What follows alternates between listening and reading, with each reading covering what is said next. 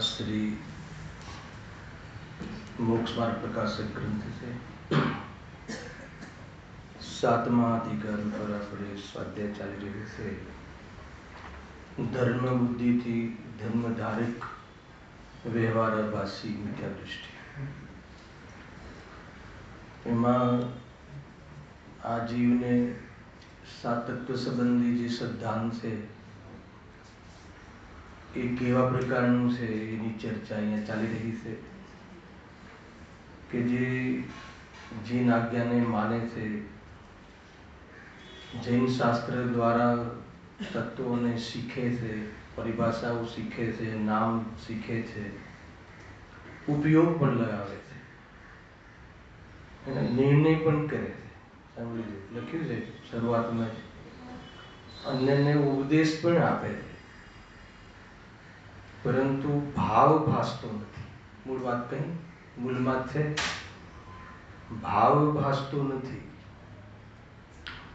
એ વાત અહીંયા એમને ખાસ કહી। તત્વ ભાવ કહેતા તત્વ, ભાવ કહેતા તત્વ થયું। તત્વ એટલે વસ્તુનો ભાવ। હવે જ્યારે ભાવ જ ભાસતો નથી, તત્વનો ભાવ જ ભાસતો નથી, તો તત્વનું સિદ્ધાંત કેવી રીતે થશે? એ વાત એમને ત્યાં લોજિકલ આપી અને એના અંતર્ગત એક એક તત્વ સંબંધી એ શું માને છે અને જે માને છે એમાં દોષ ક્યાં છે અને એ દોષ ના ભાવરૂપ સાચું સિદ્ધાંત શું છે, 3 પ્રકારના સ્ટેપથી આખો પ્રકરણ ચલાવી રહ્યા છે। ખ્યાલ આવે? 2-3 વાતો ખાસ અને ફોર્મ્યુલા યાદ રાખવી। શાસ્ત્ર જ્ઞાન તો છે પણ ભાવ ભાષણ નથી, એટલે તત્વની યથાર્થતા ભાસતી જ નથી, તો સિદ્ધાંત કેવી રીતે? એક ખ્યાલ આવે? તો પછી એ જે કરે છે એ શું છે? તો એ જે કરે છે, એ જે માને છે એનું અહીંયા નિરૂપણ કર્યું અને માને છે એમાં તત્વ સિદ્ધાંત સંબંધી જે ભૂલ છે એ દોષ સિદ્ધ કરે છે અને દોષ રહિત અવસ્થા કેવી હોય એ બતાવે છે। આ 3 પ્રકારના સ્ટેપથી આ પૂરો વિષય ચાલી રહ્યો છે। એમાં સંવર તત્વનું અન્યથા રૂપવાળી જો પ્રકરણ છે આપણે પ્રારંભ કર્યું છે અને ગુરુદેવશ્રીના પ્રવચનમાં તો આજે અંતિમ લીટી હતી ને, સંવર તત્વની પૂર્ણતા। અને એ સંવર તત્વની પોઝિટિવ વાત છે, અહીંયા સંવર તત્વ સંબંધી ભૂલની વાત છે। અંતર ખ્યાલમાં આવે છે કેવી રીતે સંવર તત્વની પૂર્ણતા થાય છે એની ચર્ચા આજે શ્રી ગુરુદેવશ્રીના મુખથી આપણે સાંભળી હમણાં। જો આમાં લખે છે મૂળ ભૂલ, પહેલો પેરેગ્રાફ આપણે લગભગ થઈ ગયો છે, ખાલી અનુસંધાન માટે વાંચું છું, પ્રશ્ન ઉત્તર। મૂળ અહીંયા એમ કહે છે કે સંવર તત્વમાં અહિંસાદિરૂપ શુભાશ્રમને સંવર માને છે, જે અહિંસાદિરૂપ જે શુભાવ છે એને સંવર માને છે, મહાવ્રત અનુવ્રત આદિને સંવર માને છે, એમ અહીંયા કહે છે। નિશ્ચય સંવર માને છે શું? એ શુભ આશ્રવ તત્વ, આશ્રવના અભાવને સંવર કહે છે અને આ તો આશ્રવને જ સંવર માને છે, શુભ આશ્રમને સંવર માને છે। પંડિતજી ત્યાં ન્યાયથી કહે છે, તો પછી જે ભાવથી એ લખ્યું ને, જે ભાવ અથવા એક જ કારણથી બંધ અને સંવર કેવી રીતે સંભવે, બંધ અને નિદ્રા કેવી રીતે સંભવે, અને એ વાત અહીંયા કહે છે એમ બને નહીં। હવે આ પ્રશ્ન એટલા માટે આવ્યો કે એક જ કારણથી જ્યારે તમે કહો છો કે સંવર નિદ્રા પણ થાય અને બંધ પણ થાય, એવું બને નહીં, તો અમને તો મુનિરાજ હે ને જે 5 સમિતિના પાલન આદિ બહારમાં શુભમાં દેખવામાં આવે છે અને આપ તો કહો છો કે એ તો નિરંતર એમને તો નિદ્રા થાય છે, તો એ કેવી રીતે? પ્રશ્ન ખ્યાલ આવે છે, જો લખ્યું છે મુનિને એક કાળમાં એક ભાવ થાય છે। ભાવનો શું અર્થ લીધો હતો ઋષભ? ભાવ એટલે પર્યાય લીધી। એક કાળમાં એક જ પર્યાય હોય, એક કાળમાં એક ગુણની એક જ પર્યાય, અનંત ગુણની અપેક્ષા એક કાળમાં અનંતી પર્યાય, પણ હર ગુણની હર કાળમાં એક જ પર્યાય હોય, એ તો ક્લિયર। હવે કહે છે ત્યાં તેમને બંધ પણ થાય છે તથા સંવર નિદ્રા પણ થાય છે, તે કેવી રીતે છે? એ કેવી રીતે સંભવ છે? એક બાજુ તો પ્રવચનસાર લખવાનો ભાવ, સમયસારનો કહેવાનો ભાવ, એ તો આશ્રવ ભાવ છે, બંધ ભાવ છે, તો બંધ થાય છે. અને તમે એમ કહો છો કે એ વખતે પાછું એમને શું થાય છે? સંવર નિજરા બી થાય છે. ગુણ શ્રેણી નિજરા, હે ને? ચોથા ગુણ સ્થાને જીતુભાઈ, ચોથા ગુણ સ્થાન તો નિરાંતનું ઉદાહરણમાં લીધા છે. ચોથા ગુણ સ્થાન વાળાને બી ગુણ શ્રેણી નિજરા થાય, હે ને? હર સમય આ સમય કરતા બીજા સમયમાં, હે ને, અસંખ્યાત ગુણી કે અનંત ગુણી, જોઈ લેજો, શબ્દ ખ્યાલ બહાર નીકળી ગયું. દોષ આવી જાય ક્યારેક અનંત ગુણી કહીએ, કદાચ શુદ્ધિની વૃદ્ધિમાં અનંત ગુણી છે અને નિજરામાં અસંખ્યાત ગુણી નિજરા છે. કારણ કે અનંત ગુણી નિજરા થઈ જાય તો ત્યાં જ કેવલી થઈ જાય. એટલે જોઈ લેજો, જે આ તો કર્ણન યોગના બધા સિદ્ધાંતો છે. તો એ કહે છે કે કેવી રીતે બને? તો કહે છે કે એ ભાવ મિશ્ર રૂપ છે, કંઈક વિતરાગ થયા છે અને કંઈક સરાગ રહેલ છે. એ અંશ વિતરાગ થયો તે વડે તો સંવર છે, તથા જે અંશ સરાગ રહ્યો તે વડે તો બંધ છે. હવે મિશ્ર એવા એક ભાવથી તો બે કાર્ય બને છે. અહીંયા સુધી પહેલા અલ્પવિરામ છે ને. મિશ્ર એવા એક ભાવથી બે કાર્ય બને છે.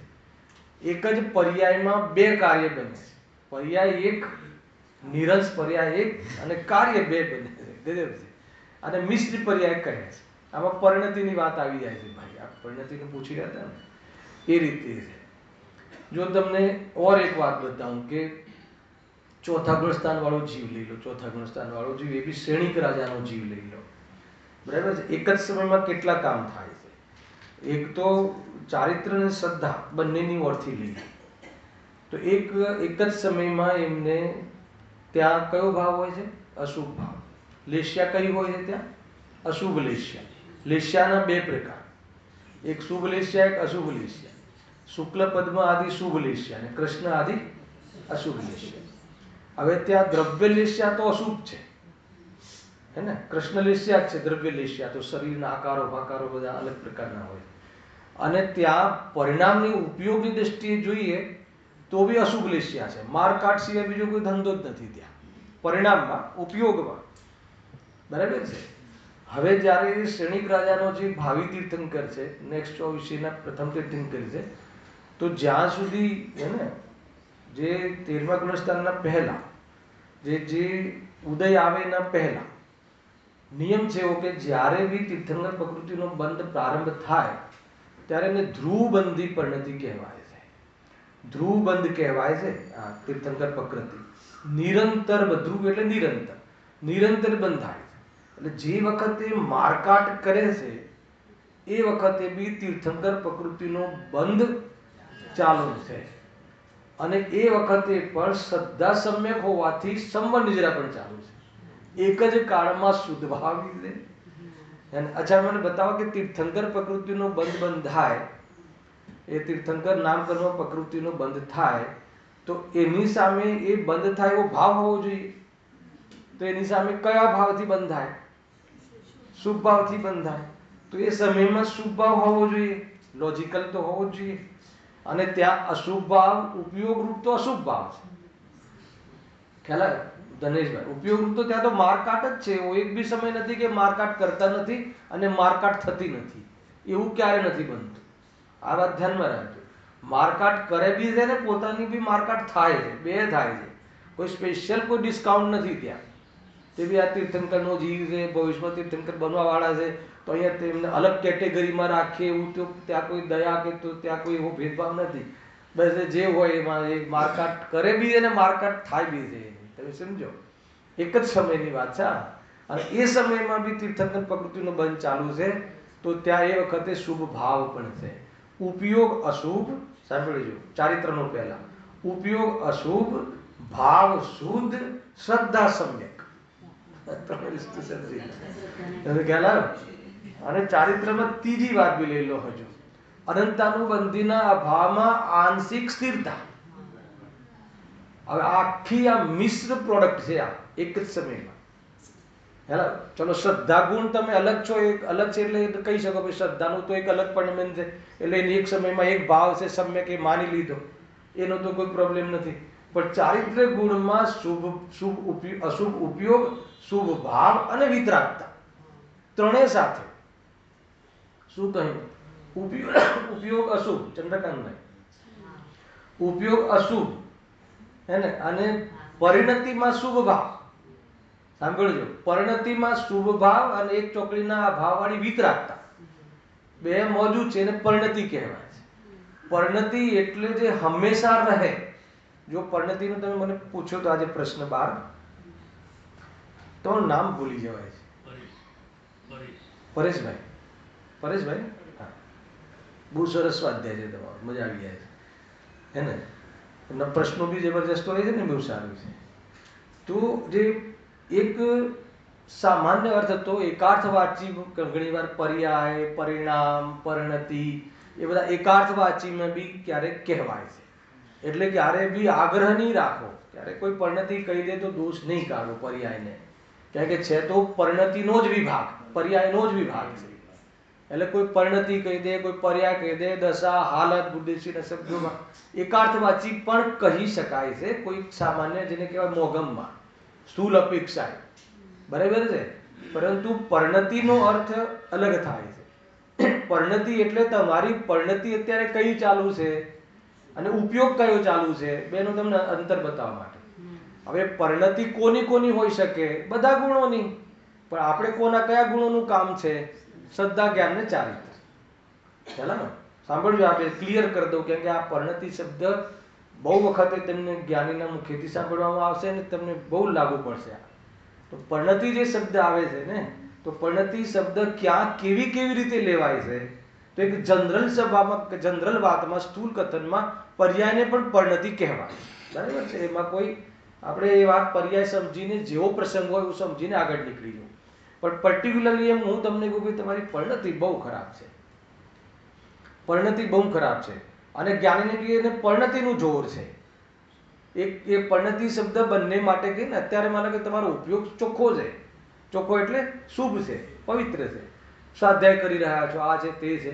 પણ અંદરની જે પરિણતિ છે ને, અંદર અંદર શબ્દ વાપરો, પરિણતિ. પરિણતિ એટલે કે જે ઉપયોગરૂપ નથી, પણ એ જ પર્યાયમાં પ્રગટ રૂપથી છે. અને પ્રગટ રૂપથી ના હોય તો બંધે ના થાય. એ જ પર્યાયમાં પ્રગટ રૂપથી છે, કે જેને આપણે કહીએ ને શુભ ઉપયોગ, અશુભ ઉપયોગ, હે ને. અને શુભ ભાવ, માનો કે તમને મીઠાઈ પસંદ છે, કોઈ બી મીઠાઈ, પૂરણપૂરી કે મૈસૂર પસંદ છે ને ભાઈ હર્ષિત? મૈસૂર પસંદ છે કે નહીં? બરાબર છે. હવે મૈસૂરનું સેવન અત્યારે નથી કરતા, પણ મૈસૂરનો જે પસંદગીનો ભાવ છે અત્યારે છે કે નહીં? તમને ખ્યાલ આવે શું કહું છું? મૈસૂરનું સેવન કરવાનો ઉપયોગ અથવા એમાં ઉપયોગ લગાવો એ અલગ છે, લક્ષ કરીને. પણ મૈસૂર ભાવે છે એ ભાવ, એની પસંદગીનો ભાવ, ગમે છે એ ભાવ, એ ભાવ તો ક્યારે નથી હોતો. તો એ ભાવ પરિણતિ રૂપ છે, બરાબર છે. તો એ પરિણતિ કોના માટે વપરાય? ચારિત્ર ગુણ માટે, ચારિત્રના દોષ માટે. હવે માન લો કે શ્રદ્ધાની બી પરિણતિ ત્યાં શું ચાલે છે? શ્રદ્ધાની પરિણતિ શું ચાલે છે? શ્રદ્ધાની પરિણતિ તો એ ચાલે છે કે આ ભાવ ઉપાદેય છે, એ શ્રદ્ધાની પરિણતિ ચાલે છે. માન લો કે તમે અત્યારે હાલ ઉપયોગ તમારો અહીંયા માન લો કોઈ જગ્યાએ દુકાન, મકાન આદિમાં ચાલતો હોય, અશુભમાં ચાલતો, પણ છતાં બી જીવો મરવા ના જોઈએ, હે ને, એવી અંદરમાં શુભ ભાવી તો રનિંગ જ છે. તો ઉપયોગ અશુભ છે અને જીવની દયાનો ભાવ હૃદયમાં ધારેલો છે, એટલે પરિણતિમાં વર્કિંગમાં છે.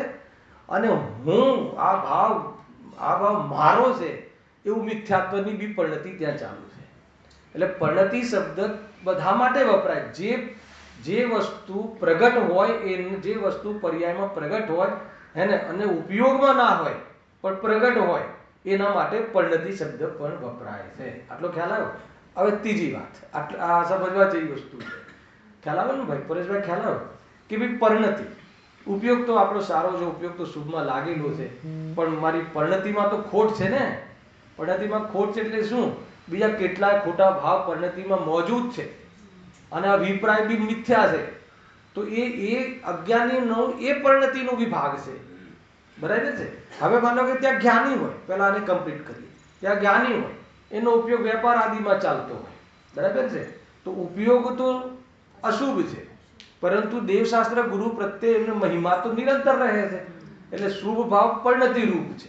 આપણે બી હોય છે, અને શ્રદ્ધા સમ્યક છે, છતાં એ દેવશાસ્ત્ર ગુરુ પ્રત્યેનો જે ભાવ છે, મહિમા છે, એ મહિમાનો મહિમા નથી, હે ને, એનો અહંકાર નથી, એટલે શ્રદ્ધા સમ્યક છે, એટલે શ્રદ્ધાની પરિણતિ સમ્યક છે, હે ને, અને ત્યાં એક ચોકડીય ભાવનો અભાવ છે, વિતરાગતા પણ ત્યાં પરિણતિ રૂપ મોજૂદ છે, ઉપયોગ અશુભ છે, અને શુભ ભાવ અને શુદ્ધ ભાવ બે ત્યાં મોજૂદ છે, એ મોજૂદ છે, એ નામ પરિણતિ. હવે બધી જ વાત જવા દો, પણ જે શાસ્ત્ર સ્વાધ્યાયમાં જે પરિણતિ કહી, મિશ્ર પરિણતિ કહી, એ મુખ્ય રૂપથી ચારિત્ર ગુણ માટે કહેવાય છે, બરાબર છે. માની લો કે આપણે એમ કહીએ કે અત્યારે જે વિષય ચાલી રહ્યો છે મુનિરાજનો, તો મુનિરાજને એક કાળમાં એક ભાવ થાય, એક કાળમાં એક ભાવ હોય, પણ એમને અહીંયા લખ્યું છે ને, તો તેમને બંધ પણ થાય છે અને સંવનિજરા થાય છે. કેવી રીતે? તો સંવનિજરા થવાનું કારણ બતાવો. હવે માન લો કે હું ફરીથી બોલું છું, એક જ કાળમાં એક જ પર્યાયમાં સંવનિજરા બી થાય છે અને બંધ બી થાય છે. તો બંધ થાય છે એ તો એ છે કે માની લો એ વખતે મુનિરાજ કોઈ ગ્રંથનું લેખન ચાલે છે, અથવા કોઈ ગ્રંથનું પઠન પાઠન કે આપણને શિષ્યોને અભ્યાસ કરાવે, તો અભ્યાસ કરાવવાનો વિકલ્પ છે. હવે શુભ અશુભને ભૂલી જાઓ, એમને તો અશુભ છે જ નહીં, બરાબર. તો એ જે ઉપયોગ જે બહાર લાગેલો છે વિકલ્પમાં, એનો તો બંધ થાય છે. તો નિજરા થવાનું કારણ બતાવો. આવે ને પરિણતિ. તો હવે કઈ પરિણતિ? તો કે ત્રણ ચોકડી કસાયના અભાવવાળી વિતરાગ પરિણતિ, વ્યક્ત વિતરાગતા, વ્યક્ત વિતરાગતા રૂપ પરિણતિ છે. એ પરિણતિ વાસ્તવમાં એનાથી સંબંધ નિજરા છે. કઈ વખત મેં તમને આ વિષય લીધેલા છે કે ગુરુદેવસિંહને પૂછવામાં આવ્યું કે મુનિરાજ 7મા ગુણસ્થાનમાં જે જાય છે, તો 7મા ગુણસ્થાનમાં જવા પાછળનું કારણ શું? કે 7મા પહેલા કયું હોય છે? છઠ્ઠામાં હોય છે. છઠ્ઠામાં એટલે શામાં? શુભ ભાવમાં. એટલે એ વ્યક્તિને એમ કહેવડાવવું છે કે મુનિરાજ જે શુભ ભાવમાં રહે છે ને, તો એના જોર ઉપર શુદ્ધમાં જાય છે. એટલે ગુરુદેવસિંહ કહે છે કે એમ નથી, એની પાસે જે શુદ્ધ પરિણતિ છે ને, એના બલ દ્વારા એ શુદ્ધ ઉપયોગમાં જાય છે, તો એનું નામ પરિણતિ. એટલે એ જ્ઞાની જે પરિણતિ શબ્દ જે વપરાય છે, મુખ્ય રૂપથી ચારિત્ર ગુણની મુખ્યતાથી વપરાય છે. કોઈ શ્રદ્ધા જ્ઞાન, અરે શ્રદ્ધા અને ચારિત્ર બંનેમાં તમે ઘટિત કરો તો કોઈ દોષ આવતો નથી. હવે કયો પ્રસંગ ચાલે છે, કયો ટોપિક ચાલે છે, એના આધાર પર લેવું. એક સામાન્ય કોઈને વ્યક્તિને કહી દઈએ, મંદિરમાં બેઠો હોય છતાં કોઈ લોકો કોમેન્ટ કરે છે ને ભાઈ મંદિરમાં આવે છે, બધી વાત સાચી વાત છે, પણ એની પરિણતિ ઠીક નથી.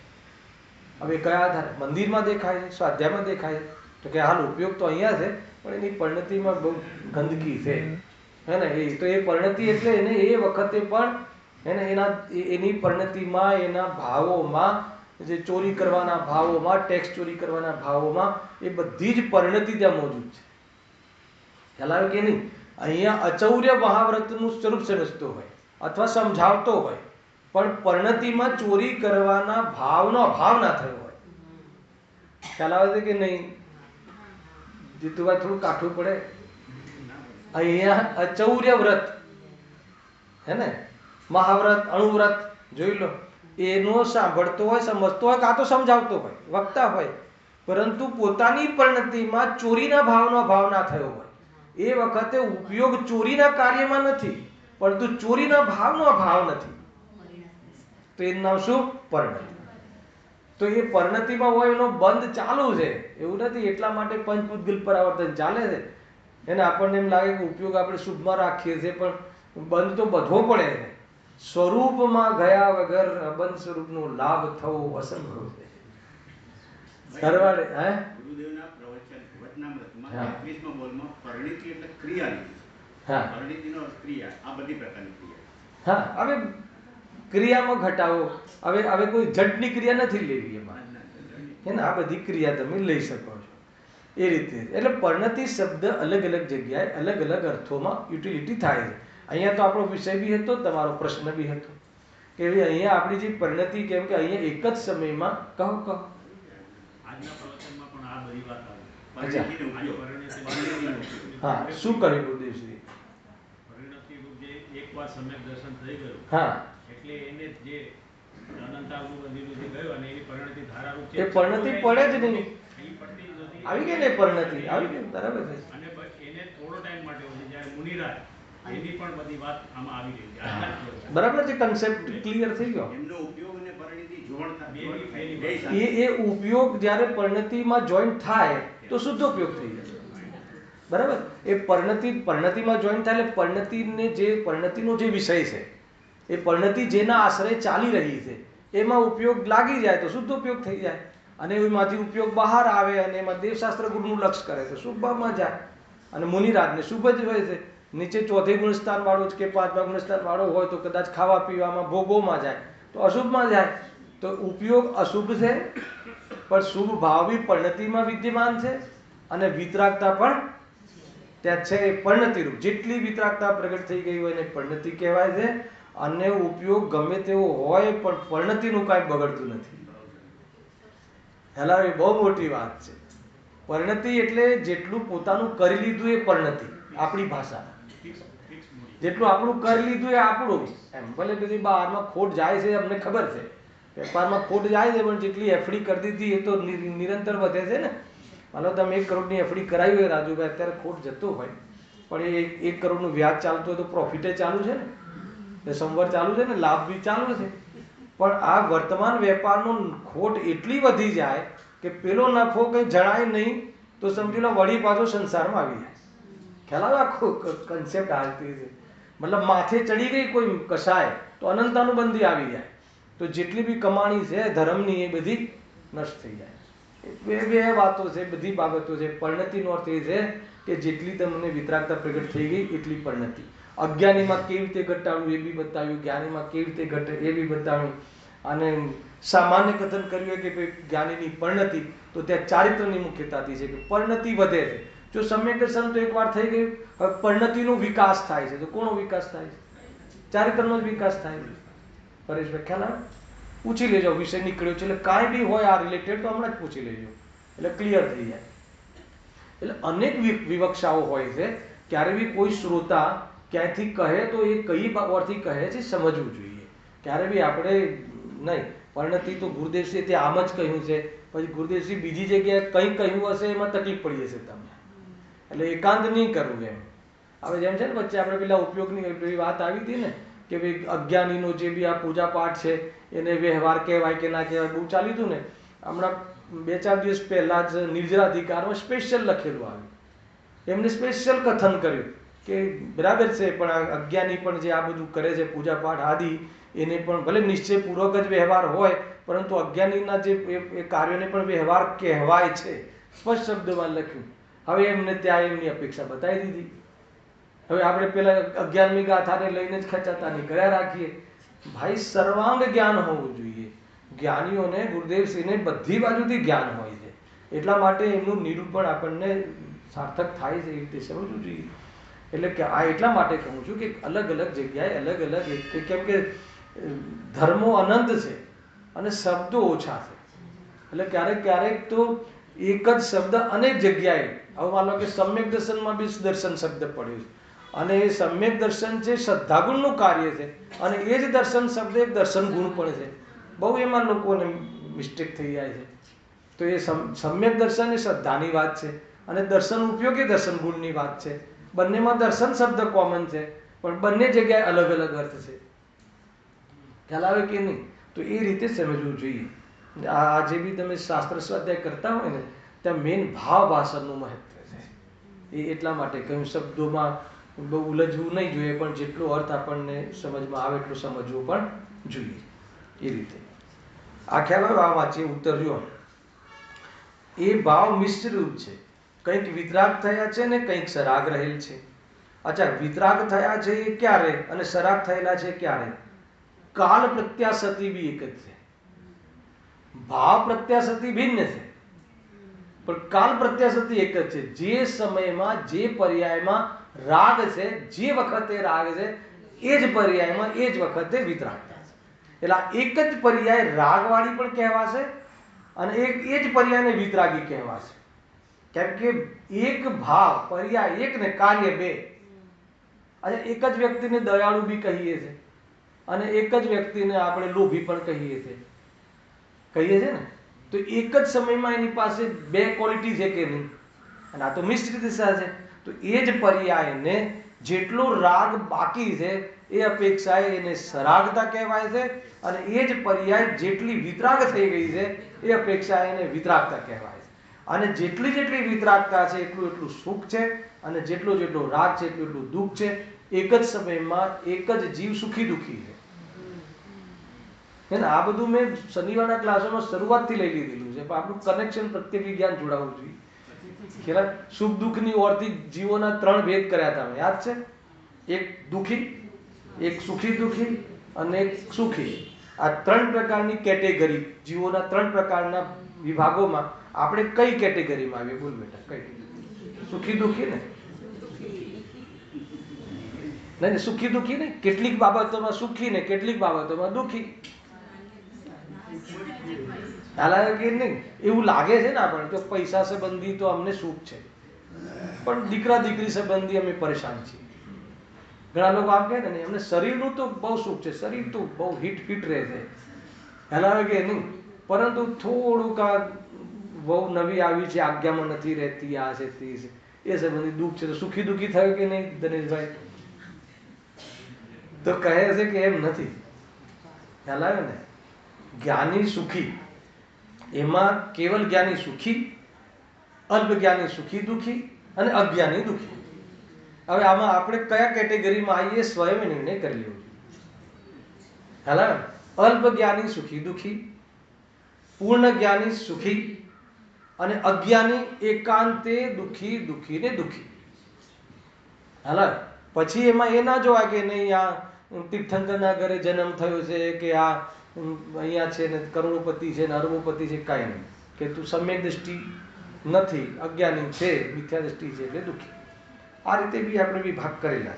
ક્યારેક ક્યારેક જે શરૂઆતમાં શીખવાડેલું હોય ને એ બહુ કામમાં આવે, એટલે એ વખતે હું એ એંગલથી જ લેતો હતો ઋષભ, કે આ બધા કન્સેપ્ટ તમને આગળ કામમાં આવશે.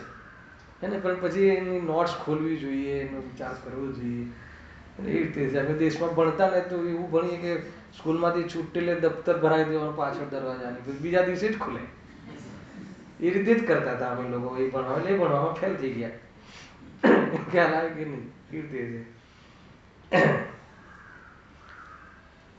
હા, અહીંયા જો ફર્ક એ ભાવ મિશ્ર રૂપ છે, કઈ વિતરાગતા છે તથા કઈ સરાગ રહેલ છે. જે અંશ વિતરાગ થયો છે તે વડે તો સંવર છે, તથા જે અંશ સરાગ રહ્યો છે તે વડે બંધ છે. હવે મિશ્ર એવા એક ભાવથી તો 2 કાર્ય બને છે, પણ હવે સાંભળજો, એક મિશ્ર એવા એક ભાવથી, એક ભાવ એટલે શું લેવું? ત્યાં એક પર્યાય. મિશ્ર એવી એક પર્યાય, સાંભળજો, મિશ્ર એવો એક ભાવ નહીં લેવાનો, ભાવમાં ભાવ નહીં લેવાનો, ભાવમાં પર્યાય લેવાનો છે. હવે આપણે કાઢવું પડે આ તો, પછી બધું તો એ ન લખે ને. એક સમયમાં એક ભાવમાં 2 કાર્ય, એક પર્યાયમાં 2 કાર્ય છે. કોઈ સંવર, કઈ સંવરમાં એક સંવર ભાવથી 2 કાર્ય થાય છે એમ નહીં લેવાનું. એક સંવરના 2 ફળ છે એમ નહીં લેવાનું. વિતરાગતાથી બંધ થાય એને એક સંવરથી બંધ થાય ને એક સંવરથી, એવું નથી. નિશ્ચય સંવરથી તો વાસ્તવમાં નિજરાજ થાય છે અને વ્યવહાર સંવરથી બંધ થાય છે. અગર તમારે સંવરમાં સંવર શબ્દ કોમન લેવો હોય તો એ રીતે લઈ લો, એ રીતે જો. પણ એક પ્રશસ્ત રાગથી જ પુણ્યાશ્રમ પણ માનવો તથા સંવર નિજરા પણ માનવી એ ભ્રમ છે. આવી ગયું ને? કઈ એ કોઈ મુનિરાજ આહાર લે છે, શોધપૂર્વકનું નિરંતરાય ભોજન લે છે, દોષ રહિતનું ભોજન લેવાનો જે રાગ છે એનાથી નિજરા થાય કે ના થાય? ઘણી વાર તો એ જીવ સમજે નહીં ને કે આ લોકો છે ને, આ જે બધા મુમુક્ષુઓ છે ને એ પાર્સાલિટી કરે છે. સમ્યક દ્રષ્ટિને તો એમ કહે, શું કહે? તો કે ભોગમાં પણ નિજરા થાય છે, અને મુનિરાજને તો કહે છે કે પ્રવચન સાલ કહે તો બી બંધ થાય છે. આ જીવનું આ આપણા માટે તો જબરજસ્ત આંગળી લોકો ઊભી કરે છે. ભાઈ આ મારી વાત નથી, સમ્યક દર્શનમાં, અરે સમયસારમાં લખ્યું છે. સમ્યક દ્રષ્ટિને તો એકવાર સમ્યક દર્શન થાય એને તો બંધ જ નથી, અને મુનિરાજને પછી કહો કે અલ્પબદ્ધ છે. મુનિરાજ મોટો કે ચોથા ગુણસ્તર વાળો સમ્યક દૃષ્ટિ મહાન? મુનિરાજ મહાન ને, તો મુનિરાજને તમે કહો છો બંધ છે, તો કહે છે કે એમને સંજલક કસાય છે એ અપેક્ષા હજુ અલ્પ બંધ કર્યો છે, અને આને અનંતાનુબંધીનો બંધ નથી એ અપેક્ષા એને બંધ નથી એમ કહીએ છીએ.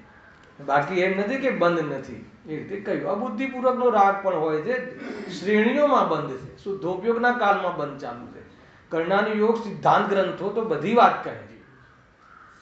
હે ને? સિદ્ધાંત ગ્રંથોમાં કઈ શુદ્ધ ઉપયોગમાં હોય એ ત્યારે બંધ હોય કે ના હોય? હવે બતાવો પરેશભાઈ, ત્યાં કેમ બંધ હોય? ઉપયોગ કયો છે? શુદ્ધ ઉપયોગ. બરાબર છે? શુદ્ધ ઉપયોગ છે ને? ઉપયોગ તો શુદ્ધોપયોગ છે. વ્યવસાય, જ્ઞાનનો વ્યવસાય ક્યાં છે? શુદ્ધાત્મામાં છે, વિતરાગતામાં છે. બરાબર છે? અને પરિણતિમાં અબુદ્ધિપૂર્વકનો રાગ ક્યાં છે પછી? કે પરિણતિમાં ચાલે છે.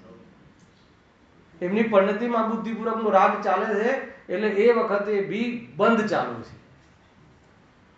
ગજબ છે. પછી એ બંધના કેવા સ્તરનો બંધ થાય છે, હે ને? તો એમાં એમ કહ્યું, કેમ કે એમ તો પુણ્ય જ બંધ થાય છે. એક સમજી લો, મુનિરાજની વાત છે. બરાબર છે?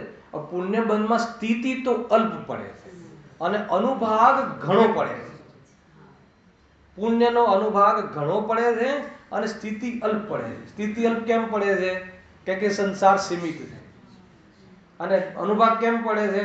કેમ કે દેખો, કાર્ય તો શુદ્ધતાનું કરે છે, કોઈ ભગવાનની ભક્તિ આદિ કરતા નથી, તો એ પુણ્યનો જે અનુભાગ બંધ વિશેષ થાય છે. આપણને એમ લાગતું હોય ને કે ભાઈ આપણે તો જ્યારે ભગવાનની ભક્તિમાં મન જોડાય, ભગવાનની ભક્તિ અથવા એમના ગુણાનુવાદમાં મન જોડાય એટલે પુણ્યનો બંધ ખૂબ પડે. અહીંયા કહે છે કે એમનો ઉપયોગ તો સ્વરૂપમાં લગાવેલો છે. સ્વરૂપમાં લાગેલો છે એવા જીવોને જે પુણ્યનો બંધ થાય છે, એવા પુણ્યનો બંધ કોઈ જીવને નથી થતો. પહેલા એમની જે વિશુદ્ધિ હોય છે ને, અલ્પ અબુદ્ધિપૂર્વકની, એમાં જબરજસ્ત બંધ પડતો હોય છે, બહુ અનુભાગ વાળો. સ્થિતિ અલ્પ પડે છે એટલે સંસાર તો વધતો નથી. સંસાર વધવા માટેની ક્ષમતા એ ભાવમાં નથી, પરંતુ જે બંધ પડે છે બહારમાં બહુ ઊંચો પુણ્યનો બંધ આવે છે, પરંતુ એમાં એમનું લક્ષ્ય નથી, એમાં એમનું કોઈ ધ્યાન પણ નથી, એમનું પ્રયોજન પણ નથી.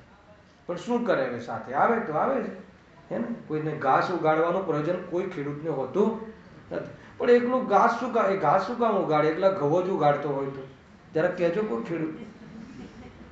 એને એકલા ઘઉં જ ઉગાડવા જોઈએ. નહીં, ઘાસ ઉગાડવું તો જ્યારે ઘાસ ફેંકી દેવું પડે, હે ને? આજકાલ દિલ્હીમાં તો એને લઈને પોલ્યુશન થતું હતું, તકલીફ પડે છે, તો એના કરતા એકલા ઘઉં ઉગાડવા જોઈએ. એવું કોઈ બી જ્ઞાન લાવો જરા. તો કે નહીં, એ તો ઘઉં ઉગાડવાની સાથે ઘાસ તો ઉગશે, પણ ઘાસ માટે ખેતી નથી થતી, ઘઉં માટે ખેતી થાય. આ બસ આટલું કન્સેપ્ટ છે. કઈ વાર આપણી ચર્ચા થયેલી છે, પણ આપણે ભૂલી જઈએ છીએ, એટલે રિપીટ કરીએ છીએ. જો હા, અહીંયા શું કહે છે? પણ એક પ્રસંગ રાખતી પુણ્યાશ્ર પણ માનવું તથા સંવર નિજરા પણ માનવી, એ તો ભ્રમ છે. મિશ્ર ભાવમાં પણ આ સરાગતા છે અને આ વિતરાગતા છે. જો આ મેળ વાત છે. મિશ્ર ભાવમાં પણ આ સરાગતા છે અને આ વિતરાગતા છે. આટલો આટલો રાગ છે અને આટલો આટલો વિતરાગતા છે. એવો વિભાગ, એવું વેદ જ્ઞાન જ્ઞાનીને કયા સમયે રહે છે? હર સમયે રહે છે. રાગને જાણે કે ના જાણે જ્ઞાની? રાગ આપણે જ્યારે જ્યારે જોઈતો જ નથી તો જાણવો શું કામ? લોકોને આવો પ્રશ્ન, જે વસ્તુ છોડી દેવી એના ગીત શું કામ ગાવા? તો ગીત ગાવાની વાત નથી ભાઈ, એનું વિભાગરૂપ જ્ઞાન છે કે નહીં? લખ્યું હજુ મિશ્ર ભાવમાં પણ આ સરાગતા છે, આ વિતરાગતા છે, એવી ઓળખાણ સમ્યક દ્રષ્ટિની જ હોય છે, એવો વિભાગ, એવું યથાર્થ જ્ઞાન, હે ને? બંને એ જ્ઞાની, જો જ્ઞાન બધાનું થશે અને શ્રદ્ધા એકને જ અપનાવશે. હવે એકને અપનાવશે એટલે પોતા તરીકે જ અપનાવશે. હવે એ પરને પોતા તરીકે અપનાવે છે કે સ્વને પોતા તરીકે અપનાવે છે? પણ શ્રદ્ધાનો વિષય તો સ્વ જ છે. શું કહ્યું? ના ખ્યાલ આવે? શ્રદ્ધામાં પર નામની કોઈ ચીજ જ નથી. એ પરને પણ સ્વ તરીકે જ માને છે, અને પરને સ્વ તરીકે માને છે. એ શ્રદ્ધાનો અપરાધ છે, શ્રદ્ધાનો દોષ છે, ખ્યાલ આવ્યો? અને સ્વને સ્વ તરીકે માને તો તરી આવે છે. આટલી વાત તો છે. જે જેવું છે એવું માનવું જોઈએ. હા, મિથ્યા દ્રષ્ટિને એવી ઓળખાણ નથી. મિથ્યા દ્રષ્ટિને રાગ અને જ્ઞાન બંને છે કે નહીં? મિથ્યા દ્રષ્ટિને રાગ અને સ્વભાવ બે છે કે નહીં? બે છે કે નહીં? તો બે છે, પણ એને શું નથી? બંનેની ઓળખાણ નથી. અથવા બંનેની ઓળખાણ નથી એટલે રાગને પણ જ્ઞાનની જેમ સ્વભાવ માને છે. બંનેનો ભેદ જ ખબર નથી, બંનેને એક સમાન માને છે. એક સમાન એટલે શું? હે ને? રાગને જ પોતાનું સ્વરૂપ માને છે, સ્વભાવ માને છે, એની પૂર્તિ કરવો એનો ધર્મ માને છે, એનું કર્તવ્ય માને છે. અને અનાદિથી રાગની પૂર્તિ કરવાનો પુરુષાર્થ કરી રહ્યા છીએ, ઉલટું કામ કરી રહ્યા છીએ. અને સુખી થવા માગીએ છીએ, અને સુખી થવાય કેવી રીતે? રાગની પૂર્તિથી સુખી થવાય નહીં, તો એટલે આપણે સુખી થતા નથી.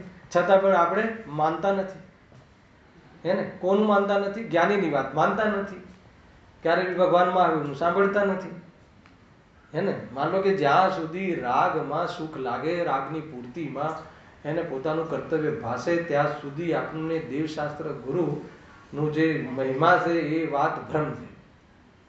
હાલે ભાઈ, આ રીતે છે બંને એકબીજાની સાથે કેવી રીતે અનુસંધાન છે સમજવું જોઈએ. હા, મિથ્યા દ્રષ્ટિની એવી ઓળખાણ નથી. તેથી સરાગ ભાવમાં સંવરના ભ્રમથી જુઓ પ્રશસ્ત રૂપ કાર્યોને ઉપાદેય સદ્ધે છે. અહીંયા પ્રશસ્ત રૂપ કાર્યો ન હોવા એવું ન કહે. પ્રશસ્ત રૂપ કાર્યો તો જ્ઞાનીના જીવનમાં ખૂબ હોય છે, પરંતુ ઉપાદેય તરીકે સદતો નથી. એને પરના ખાતામાં ખતવતો એની અપેક્ષા કરતો નથી, એના ફળની વાંચા નથી. ઉપરથી એ ભાવો એના આકુળતાના જનક લાગે છે. એને એક સમય બી એની દ્રષ્ટિમાં એની સ્વભાવ તરીકે ક્રેડિટ નથી. ખ્યાલ આવે કે નહીં? એ જ વાસ્તવમાં એની દ્રષ્ટિનું સમ્યકપણું છે, એ એનું જીવન છે. ખ્યાલ આવે? આ રીતે છે. એને આપણને એવું લાગે છે, આપણને થોડું ઘણું એને હમણાં બધું કોમ્પિટિશનો હમણાં ચાલી ને બધી 20 પાઠશાળાઓની બધી જગ્યાએ ઓલું ચાલે છે, એના કોંગ્રેચ્યુલેશન્સ સેલિબ્રેશન. તો એમાં બરાબર હે ને જીવોને કેવું લાગે છે કે ભાઈ જાણે આપણે કોઈ કાર્ય કરી લીધું, એને જેટલું પ્રોત્સાહિત કરવા જેવું છે એનું કોઈ નિષેધ નથી. કાલે અમારે ત્યાં બી એ પ્રસંગ થઈ ગયો ને, બધા વિનર હતા, બધા આગળ બેસી ગયા હતા, બધા આવીને નાના બાળકો, આઈ એમ વિનર, આઈ એમ વિનર, આઈ એમ વિનર. તો મેં વિનરની પરિભાષા કરી દીધું, ભાઈ વિનર એટલે શું? હેલો, મેં કીધું તમે જે તત્વ ત્યાં એ સ્ટેજ પરથી કહ્યું છે અને એ સાંભળીને જીવ જે સંસારથી હારી ગયો હોય એ સંસારથી જીતી શકે છે, એટલે તમે એવા મેસેજ આપ્યા છે એટલે તમે બધા વિનર છો. અને એ રીતે બધી પરિભાષા કરી કે એ લોકો અંદર અંદર બાળકોને એમ થાય ને કે આનો પહેલો આવ્યો, મારો બીજો આવ્યો. બધું ઓલ સ્ટુડન્ટ આર વિનર્સ, કારણ કે તમે જે મેસેજ આપ્યા છે એ મેસેજથી જીવ સંસારને જીતી જાય છે. ખ્યાલ આવ્યો કે નહીં? મોક્ષને પ્રાપ્ત કરી લે, એટલા માટે બધા વિનર છે. છોકરાઓ ખુશ થઈ ગયા કે બરાબર છે, બધા વિનર છે. અને એવું છે. જો હવે આ અહીંયા સુધી તો પ્રશ્નનો ઉત્તર આપ્યો. હવે જે મેઇન ટોપિક આનો છે અહીંયાથી ચાલુ થાય છે કે જે સિદ્ધાંત ગ્રંથ કહ્યું છે ને અહીંયા, વળી સિદ્ધાંતમાં ગુપ્તિ સમિતિ ધર્મે અનુપ્રેક્ષા પરિચય જય તથા ચારિત્ર તે વડે સંવર થાય છે એમ કહ્યું છે. સિદ્ધાંત કેમ લખ્યું છે? સિદ્ધાંત હલાવે કે નહીં? જો આમાં એવું છે ને કે જે કર્ણાન યોગ છે એ બધા ગ્રંથો જે છે ને એ બધા સિદ્ધાંત ગ્રંથો કહેવાય છે, અને આ જે બધા સમયસાર આદિ અધ્યાત્મ ગ્રંથો કહેવાય. એ હવે તમને ખ્યાલ, હવે માનો કે એક દ્રવ્ય બીજા દ્રવ્યનું કરતો નથી, એ બી તો એક સિદ્ધાંત છે. તો પછી પાંચ પરમાગમને સિદ્ધાંત કેમ નથી કહેતા?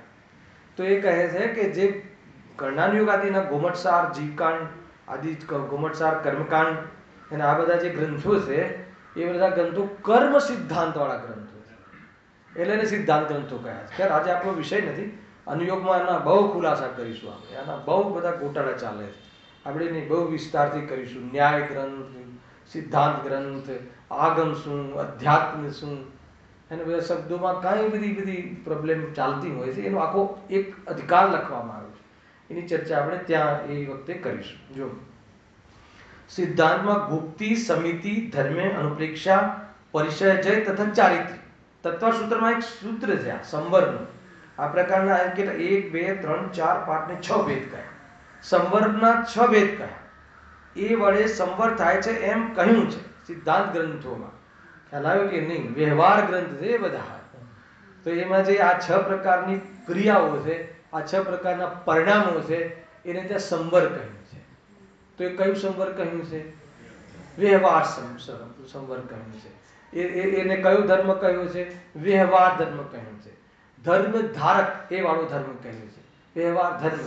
અને અહીંયા કહે છે એને સંવર કહ્યું છે, પણ તેનું પણ તે યથાર્થ શ્રદ્ધાન કરતો નથી. હવે એનું યથાર્થ શ્રદ્ધાન કરતો નથી એ વાતમાં બહુ તાકાત છે. તો કેવી રીતે શ્રદ્ધાન કરે છે? પહેલા તો એક સામાન્ય માની લો કે એ બધું વ્યવહાર સંવર છે. અચ્છા, વ્યવહાર સંવર કેમ છે? એ જ્યારે આશ્રવ છે એને પ્યોર તો આશ્રવ ભાવ છે. કયો ભાવ છે? આજે ગુપ્તી સમિતિ આદિ એના જે વિકલ્પો છે એ શુભ ભાવ છે, કસાયની મનતાનો ભાવ છે. તો ખરેખર જોવામાં જઈએ તો કયું તત્વ છે? એ જ આશ્રવ છે. એ જ આશ્રવને મોક્ષ માર્ગમાં એમાંથી આ 6 પ્રકારના જે છે એને શું કહ્યું છે? વ્યવહાર સંવર. એ લખ્યું ને સંવરના ભેદ છે. તો મને બતાવો કે એને વ્યવહાર સંવર કેમ કહેવામાં આવે? એના પર વ્યવહારનો ઉપચાર કેમ કરવામાં આવે? ખ્યાલ આવે? મારો પ્રશ્ન છે. બહુ શાંતિથી લેશું, આપણને ઉતાવળ નથી, ખુલાસા થવા જોઈએ. અચ્છા, સંવર શું છે એ બતાવો. હવે સંવરની પૂર્ણતા વાળી ગાથા ગુરુદેવ સ્થિતિ સાંભળીને આપણે, તો મને બતાવો કે સંવર એટલે ભાવ સંવર શું છે એ બતાવો. સંવરના 2 પ્રકાર 7 તત્વમાં છે ને, એક દ્રવ્ય સંવર, એક ભાવ સંવર. તો ભાવ સંવર એટલે શું? પોતાના નિજ ભાવને પકડવા માટે વ્યવહાર છે, વ્યવહારને જાણવા માટે જરૂરી છે. શું? શુદ્ધિની શુદ્ધિની શરૂઆત છે, બરાબર છે. પણ ભાવ વાસન કરાવો તો તમારી ભાષા તો બરાબર છે. સંવર, સંવર સમ્યક રીતિથી પોતાને વરવું, હે ને, પોતાને ઓળખવું, વેદ જ્ઞાન દ્વારા પોતાને ઓળખવું, પોતાને વરવું. સાંભળજો, આમાંથી કંઈક વાત નીકળશે. પોતાને વરવું, પોતાનો પરિચય કરવો, પોતાનામાં સમાવવું, પોતાની દૃષ્ટિ કરવી, સ્વભાવની દૃષ્ટિ કરવી, આનું નામ સંવર છે, બરાબર. તો આ જ્યારે પોતાનામાં વરવા માટે, પોતાનામાં વરવાની યોગ્યતા થાય એ માટે વાતાવરણ કેવું હોવું જોઈએ? અમે તમે બસ હવે તમે અમને ફોર્મ્યુલા આપી દીધી છે ને, પોતાને ઓળખવું, પોતાને વરવું, એટલે હવે અમે બસ દુકાને બેસીને બે કરીશું એટલે દુકાન બી ચાલે અને સંવર બી થાય. તો કે ના, એના માટે આ 6 ભાવ લખ્યા છે. આ સમિતિ ગુપ્તી જે લખ્યું છે ને, પરિચય જય આદિ, તો એ પ્રકારનું જે વાતાવરણ હોય, એવી પ્રકારની જે પરિણતિનું પોત હોય, પરિણતિ શબ્દ બોલો, પરિણતિનું પોત હોય, એવી જાતિની પર્યાયની પરત હોય, એવી જાતિનું વાતાવરણ હોય, હા, પાત્રતા કહો, એ વખતની પરિણતિ કહો, તો એ જીવ ભેદ જ્ઞાનના બળ દ્વારા એવા વાતાવરણમાં, એવા માહોલમાં ભેદ જ્ઞાનના બળ દ્વારા આત્મદૃષ્ટિ કરી શકે છે, પોતાને વરી શકે છે. એના પહેલા ન વરી શકે. અને એ જો પોતાને વરે તો આ સંવર, આજે બાહ્યમાં જે આધાર હતો, બાહ્યમાં જે વાતાવરણ હતું, એના ઉપર સંવરનો ઉપચાર કરવામાં આવે છે. એટલે એને વ્યવહાર સંવર કહેવામાં આવે છે. પરંતુ વ્યવહાર સંવરની પ્રક્રિયા તો કરે. સાંભળજો, હવે અહીંયા જ ભૂલ બતાવી દો. વ્યવહાર સંવરની પ્રક્રિયા તો કરે, પરંતુ પોતાને વરવાનો પુરુષાર્થ તો ન કરે. અને એ જ ક્રિયાઓને સંવર માની લે, એનું નામ શું? સંવર તત્વ સંબંધી ભૂલ. તો ખ્યાલમાં આવ્યું કે નહીં? આટલી બધી બાબતો છે, આ ફોર્મ્યુલાઓ છે. આપણે વાંચ્યું હતું ને ભાઈ, આશ્રમના કેટલા ભેદ? મિથ્યાત્વ, અવિરતિ, કષાય અને યોગ. પરમાત્માને ગૌણ કર્યું હતું. તો એમાં આવેલું ને કે એમાં શું કરે છે? એમાં શું ભૂલ હતી? કે જે બાહ્ય ક્રિયાઓ છે એને તો આશ્રમ માને છે, સાંભળજો, પણ અંતરંગમાં જે મોહ રાગ દ્વેષ આદિ ભાવ છે એને આશ્રવ છે, એના તરફ એનું ધ્યાન જ નથી. ઉપરથી તો એ મોહ રાગ દ્વેષ આદિને તો શું કરે છે? પોષણ કરે છે. એના આ ભાવની વાત તો છે જ નહીં. લખ્યું છે, જો આગળના પાનામાં છે, આ બધું છે ને, જો પેજ નંબર 231 વચ્ચેના પોષણમાં છે. વળી મિથ્યાત્વ, અવિરતિ, કષાય અને યોગ એ આશ્રમના ભેદ છે. તેને બાહ્ય રૂપથી તો માને, પણ અંતરંગમાં એ ભાવોની જાતિને ઓળખે નહીં. એટલે કેવી રીતે? માનો કે મિથ્યાત્વની બી ઓળખાણ નથી, તો એ મિથ્યાત્વના નામે કોને જ મિથ્યાત્વ માને છે? માત્ર ગ્રહિત મિથ્યાત્વને. લખ્યું છે, કુદેવ કુગુરુ કુશાસ્ત્રમાં જે પ્રવૃત્તિ હોય એને મિથ્યાત્વ માને છે. અને આપણામાંથી તો કોઈ કુદેવ કુગુરુ કુશાસ્ત્ર પાસે જતા જ નથી. દેવી દેવતાઓને આપણે ભાવ આપતા જ નથી. એટલે આપણે કેવા છીએ? સમ્યકનિષ્ઠ. પણ એને જે અગ્રહિત અનાદિનું જે મિથ્યાત્વ પડ્યું છે એ સંબંધી તો એને ભાવ ભાજન જ નથી, એની તો એને ખબર જ નથી. એ અહીંયા કહે છે, ક્રિયામાં બી એ રીતે લીધું, અવિરતિમાં બી એમ જ લીધું એમને, કે બાહ્ય ત્રસ્તાવની હિંસા ને એવા ઇન્દ્રિય મનના વિષયમાં પ્રવૃત્તિને અવિરતિ માને છે, પણ હિંસાદીમાં પ્રમાદ મુખ્ય છે. પેલામાં વિલાસા વિષયમાં વિલાસા મૂળ છે, તો એને ભાવોની તો કાંઈ ખબર જ નથી, અહીંયા એમ કહે છે. એટલે એ ભાવોને મટાડવાનો પ્રયાસ કરતો નથી, પાપ ક્રિયાઓને તો રોકે છે, પણ અંતરંગમાં જે પરિણામ મોરાગ્રસ્ત પરિણામ છે એને મટાડવાનું શ્રદ્ધાન કરતો નથી. ઉપરથી એને તો એ વધારવાનું શ્રદ્ધાન કરે છે. આ સૌતત્વ સંબંધી ભૂલ છે. એમ અહીંયા શું કહે છે કે જે ક્રિયાઓના કાલમાં, જે વાતાવરણના કાલમાં આત્માને વરી શકવાનો પુરુષાર્થ થઈ શકે એવી ક્રિયાઓ તો કરે છે, પણ એવી ક્રિયાઓને જ સંવર માની લે છે અને ભેદજ્ઞાન કરીને સ્વરૂપમાં સમાતો નથી. એટલા માટે એને સંવર તત્વ સંબંધી ભૂલ ચાલે છે, એ અહીંયા કહે છે. બહુ અદ્ભુત વાત છે. જુઓ, એમાં સૌથી પહેલા ગુપ્તિ શબ્દ લીધો. ગુપ્તિ, ગુપ્તિ, સમિતિ, ધર્મ, અનુપ્રેક્ષા, પરિચય અને ચારિત્ર. એક એકમાં જબરજસ્ત ચર્ચા છે. પહેલા ગુપ્તિ લે. ગુપ્તિ કોને કહેવાય? બરાબર છે. જુઓ, મન વચન કાયાની બાહ્ય ચેષ્ટા મટાડે, બરાબર, અને સ્વરૂપમાં સમાય, તો એને ગુપ્તિ કહે. ખેલા કોઈ મન વચન કાયાની બાહ્ય ચેષ્ટા મટાડે, એને રોકે, તો એ કોઈ ખરાબ વાત છે એમ નથી, સાંભળજો. પરંતુ એ મટાડે, પણ જે મટાડીને શું કરવાનું? એ મટાડીને શું કરવાનું? મનનો આપણે નિરોધ કરીએ, હે ને, વચન વાણીથી મૌન રહીએ, ગમન આદિ ક્રિયાઓમાં પણ આપણે કાપકૂપ લાવી દઈએ, પછી શું કરવાનું ઋષભ? પછી ટીવી જોવાનું. હેલા કીધી આજે આજે આજે આપણે નક્કી કરીએ કે આજે ઘરેથી નીચે ઉતરવું નથી, બરાબર છે. એટલે ગમન આદિ ક્રિયાને આપણે રોકી. હેલા કીધી સામાન્ય કથન છે, બરાબર છે. અને બધી અહીંયા લખ્યું ને, આજે મારે મૌન વ્રત છે, કોઈની સાથે આપણે વાત કરવું નથી એવું નિર્ણય કરી નાખ્યો, મૌન બી કરી લીધું. પછી શું કરશો કે એની ખબર નથી, બસ કોઈ બી રીતે મૌન રહેવાનો અમે પુરુષાર્થ કરીશું. ગમે તે થાય પણ સાહેબ અમે મૌનને નહીં તોડીએ, એમાં અમે પૂરી તાકાત લગાડી દઈશું. શું લગાડશો તમે? હલાવે કે નહીં. મૌન સંબંધી બી જીવને કંઈ ખબર નથી. મૌનને ધર્મ જે કહ્યો છે એ ક્યાંથી ને કેવી રીતે કહ્યો છે કોઈને ખબર નથી. ઘણા લોકો અત્યારે પ્રયોગ ચાલે છે કે અમે 8મ 14માં મૌન રહીએ છીએ, પણ મૌન રહીને પછી શું કરો છો? હે, વિચારો તો બરાબર ચાલે છે, મૌન રહીએ પણ ચિંતાઓ તો ચાલુ છે, બરાબર છે. એક તો બોલવાનું ના હોય, પૂછવાનું ના હોય, હે ને, પણ સાંભળવાનું તો હોય ને. આ વળી નવો રોગ છે, સાંભળવાનો તો નિષેધ નથી, એટલે ફોન લેવાનો પણ બોલવાનું નહીં. હવે શું દશા થાય હેતુભાઈ? પેલો સામેવાળો એમ કહે કે નહીં આમ છે, તેમ થયું છે, તેમ ખાલી સાંભળજો. તમારે તો પપ્પા મૌન છે ને, બોલતા નહીં. પાછું એને સમજાવવું પડે. આ તમને લિટરલી કહું છું કે આ પ્રકારનું વાસ્તવમાં મજાક ચાલે છે. મજાક જ તો થઈ જાય છે. પેલા જે મોટા લોકો થોડું રિસ્પેક્ટ આપી દે, પણ બાળકો બીજા રૂમમાં મજાક જ કરે દાદાની. કહેલાવે કે નહીં રાજુભાઈ, આ રીતે જ ચાલતું, કેમ કે એને ખબર જ નથી ધર્મની. બહુ બધી ચર્ચા આવવા વાળી છે, આપણે એનો યથાયોગ્ય સમયે ખુલાસો કરીશું. જો, મન વચન કાયાની બાહ્ય ચેષ્ટા મટાડે. હવે એક એકને ખોલે છે પંડિતજી. પહેલા મનને લે છે. મનમાં પાપ ચિંતન ન કરે. ગજબ છે. પાપ ચિંતન ન કરે. મને બતાવો કે ભાઈ પાપ તો એ વખતે એની યોગ્યતા હશે તો થશે, યોગ્યતા નહીં હોય તો નહીં થાય. તો પાપ ચિંતનને રોકવું કઈ રીતે? એમ એમાં એક વાત સમજવા જેવી છે. સાંભળજો, 2-3 વસ્તુ બતાવી છે કે પાપ ચિંતન ન કરે તો ખરેખર તો આત્માથી જીવ અર્થાત જ્ઞાની બી, સાંભળજો, જ્ઞાની બી પાપને ચાહતો નથી. પાપ ચિંતનને તો એ પણ મટાડવા ચાહે છે. નિયમ કે આજે આપણે નહીં વિચારીએ, આજે પાપનો વિચાર નથી કરવો, આજે ભોગોનો વિચાર નથી કરવો, એવી અશુભથી બચવા પ્રયાસ કરે છે, બરાબર છે. પાપ ચિંતન ન કરે.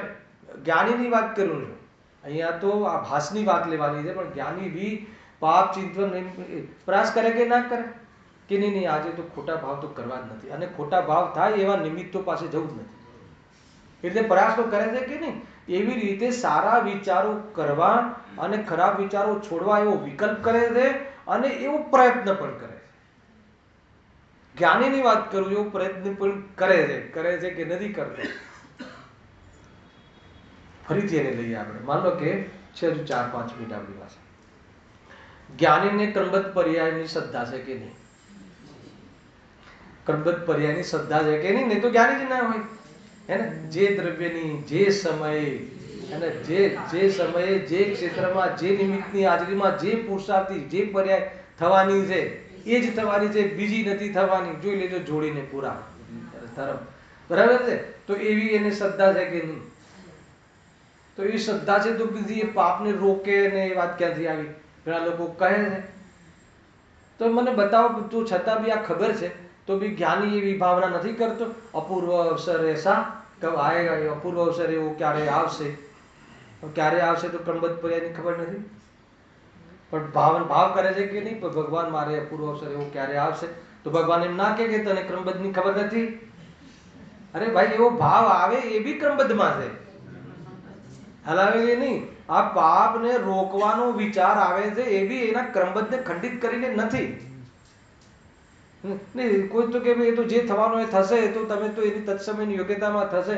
તો કહે છે કે તું એ તો એના માટે એ વાત છે કે જે સ્વભાવ પર દૃષ્ટિ કરે, સ્વભાવની દૃષ્ટિ કરવા માટે આ કાનૂન સમજવાનું છે, એનું પોષણ કરવા માટે નહીં.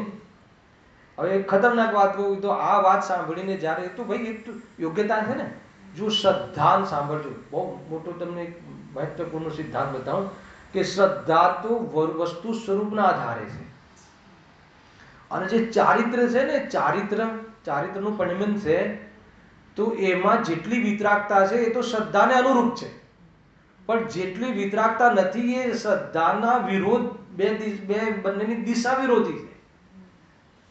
કેમ કે બંનેની દિશા વિરોધી છે, એ જ તો સાધક દશા છે. તો સાધક દશા કેવી રીતે થાય? ખ્યાલ આવે કઈ? જો શ્રદ્ધા તો કેવી છે, વસ્તુ સ્વરૂપ છે એવી જ છે. પુણ્યમાં ધર્મ નથી, દુકાન ચલાવી શકતો નથી, એક દ્રવ્યનું બીજા દ્રવ્ય કંઈ કરી શકતો નથી, એક પાનું આમથી આમ કરી શકતો નથી. શ્રદ્ધા તો એવી છે કે જેવી કેવલી છે, જેવી વસ્તુ સ્વરૂપની છે. અને શ્રદ્ધાના આધાર પર જેટલી વિતરાગતા પ્રગટ થઈ ગઈ છે એ તો શ્રદ્ધાને અનુરૂપ છે, પણ તો જેટલો રાગ બાકી છે શ્રદ્ધાની વિરોધી દશામાં જાય છે. એમ કહે છે કે દુકાન ચલાવી શકતો નથી, જ્ઞાની એમ કહે છે ને દુકાનમાં જાય છે. ચારિત્ર આચરણ, બહારનું આચરણ તો શ્રદ્ધાથી વિરોધમાં જ તમને દેખાશે. કેમ એવું? કેમ કે એને તો સાધક દશા કહે છે. એ વિરોધી ભાવ છે, ભાવને મટાડવા તો એને ઉપાય ચાલુ છે. સમજમાં આવે છે આખી વાત? વૃષભ ખ્યાલમાં આવે છે? આખું મેળ કરજો, આખું આ બહુ જબરજસ્ત વસ્તુ છે. તો એનું એવું સ્વરૂપ છે ભાઈ, ખ્યાલ આવે? તો કહે છે કે જે સમયમાં જે થવાનું છે એ વાતને રાખીને વાત છે કે એને બી જ્યારે તમને આત્મા ગમતો હોય, આત્મામાં જવું હોય તો તમને ઓટોમેટિક સહજ પાપોમાં બહુ ઉલझવું નથી એવી પ્રકારનો વિકલ્પ આવશે અને પ્રયત્ન પણ થશે.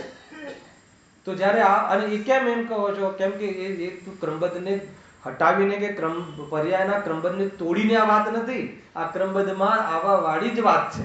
કારણ કે એના ક્રમબદ્ધમાં એ પણ આવે છે. ખ્યાલ આવે કે નહીં? તો એક બીજો રોગ ઘૂસી ગયો છે હમણાં કે આ વાત સાંભળીને કોઈ એવું એક વાત ક્રમબદ્ધ માટે એવી વાત મૂકી દીધી છે કે ભાઈ જ્ઞાનીઓ માટે ક્રમબદ્ધ બરાબર છે, પણ અજ્ઞાની માટે તો જો તાકાત લગાવે ને તો થોડી વહેલા પણ કામ કરી લે. તો એવી જાતિની વાતો નીકળી, આખી ક્રમબદ્ધ પર્યાય ફેરવી નાખી. તો મને એવો વિકલ્પ આવ્યો. તો પછી એવા લોકોના, એ લોકો માટે સર્વજ્ઞ અલગ અને જ્ઞાનીઓના સર્વજ્ઞ અલગ, આવું કંઈ હોય તો પોસિબલ છે. કેમ કે ક્રમબદ્ધની સિદ્ધિ સર્વજ્ઞતાથી થાય છે. ક્રમબદ્ધની સિદ્ધિ શાનાથી થાય? સર્વજ્ઞતા ત્રણેય કાળનું જાણે છે, એનો અર્થ કે આપણી પર્યાય ફિક્સ છે. હવે તમે એમ કહો કે નહીં એ જ્ઞાની માટે બરાબર છે, પણ અજ્ઞાની કોઈ હોય એવો, મતલબ કે કોઈ આત્માથી જીવ એ માન લો કે આજે કરવા ચાહે સમ્યક દર્શન તો આજે કરી લે, ક્રમબદ્ધથી વિરુદ્ધમાં. આવી વાત વહેતી થઈ ગઈ બહુ જીવને બહુ. ભાઈ એ તો અરે ક્રમબદ્ધનું સાંભળીને મહેનત કરવાનો, મહેનત કોને કહેવાય? અચ્છા, આપણે શું મહેનત કરીશું સમ્યક દર્શન માટે? જે વસ્તુ છે જેવી છે એવી માનવાની છે. પર્યાયને ક્રમબદ્ધ માનીને પર્યાયમાં ફેરવવાની બુદ્ધિ મટી જાય એનું નામ તો સમ્યક દ્રષ્ટિ છે. બીજું છે શું? વસ્તુનું દર્શન, દ્રવ્ય ગુણ પર્યાયનું યથાર્થ દર્શન. જેવું છે માનવું, એને એમ માનતા આપણને જે અહંકાર હતો મેં કર્યું અથવા આ મારું કરે છે એ પ્રમાણેની બુદ્ધિ નીકળી જાય તો નિર્વિકલ્પ થઈ જાય છે, શાંતિ થઈ જાય છે, એનું સમ્યક દર્શન કહે છે. આખી વાત ખ્યાલ આવે કે નહીં? એ રીતે અહીંયા વાત કહી છે. આપણે અહીંયા સુધી આવ્યા છે કે પાપ ચિંતન ન કરે. આ ભાષીની વાત છે કે મન વચન કાયાની બાહ્ય ચેષ્ટા મટાડે. ગુપ્તી સંબંધી એની શું ભ્રાંતિ છે, એ કોને ગુપ્તી માને છે અને ગુપ્તી જે માને છે એમાં શું દોષ છે અને ખરેખર ગુપ્તી શું છે, એ 3 લેવલની ચર્ચા આપણે કાલે ફરીથી કરીશું. બરાબર. સહેજાનંદી અવિનાશી